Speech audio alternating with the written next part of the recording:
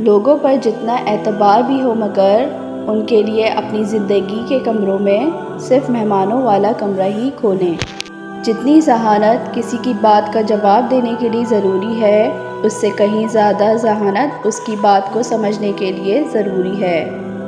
بے حسی کہہ لیں یا ناقدری، مگر انسان نے ہمیشہ اپنے خیرخواہ کو اس کے چلے جانے کے بعد ہی پہچانا ہے۔ ہر وقت دستیاب رہنا بھی آپ کی قدر گھٹا دیتا ہے۔ مخلص لوگ پسند نہیں آتے ہر کسی کو۔ لوگوں کو پرکھنا سیکھیں اور اسی طرح پیش آئیں جس طرح وہ پیش آتے ہیں۔ میں نے کانٹوں کو بھی چھو کے بتایا اسے، ایسے چبھتا ہے تیرا بدلا ہوا لہجہ مجھے۔ ہمیں گرتا ہوا دیکھنا چاہتے ہیں، ہائے ہمارا سہارا لے کے اٹھنے والے لوگ۔ ہر آزمائش کے پیچھے اتنا بڑا صلہ ہوتا ہے کہ اگر تم جان لو تو کبھی شکوہ نہ کرو۔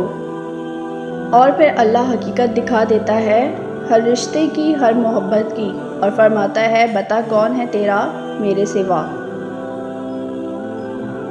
کیا تکلیف کرے یہ کہنے میں، جو بھی خوش ہے ہم اس سے جلتے ہیں۔ وقت بہت بڑے اور گہرے زخم دیتا ہے، اس لیے گھڑی میں پھول نہیں سوئیاں ہوتی ہیں۔ انسانیت وہاں دم توڑ دیتی ہے جب ایک انسان کی مصیبت دوسرے کے لیے تماشا بن جاتی ہے، اور پھر کچھ تاریخیں زندگی کے کیلنڈر پر ہمیشہ کے لیے نقش ہو جایا کرتی ہیں۔ اپنے ذہنی آرام کے لیے ہر چیز کو مختصر کرنا سیکھیں، الفاظ، احساسات، خواہشات اور لوگ۔ ہر کامیاب شخص کے پیچھے نفرت کرنے والوں کی ایک لمبی قطار ہوتی ہے۔ زندگی چھوٹی نہیں ہوتی، ہم جینا ہی دیر سے شروع کرتے ہیں۔ جب تک راستے سمجھ آتے ہیں تب تک لوٹنے کا وقت ہو جاتا ہے۔ چھوڑو وضاحت، مختصر کرتے ہیں، مجبوریاں تب ہی آتی ہیں جب دل بھرتے ہیں۔ لفظوں کا کھیل ہے صاحب، احساس بھلا کون پڑھتا ہے۔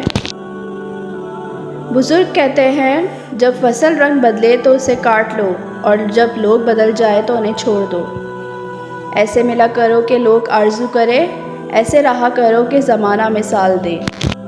کون کیا کر رہا ہے، کیسے کر رہا ہے اور کیوں کر رہا ہے، ان سب سے آپ جتنا دور رہو گے اتنا ہی خوش رہو گے۔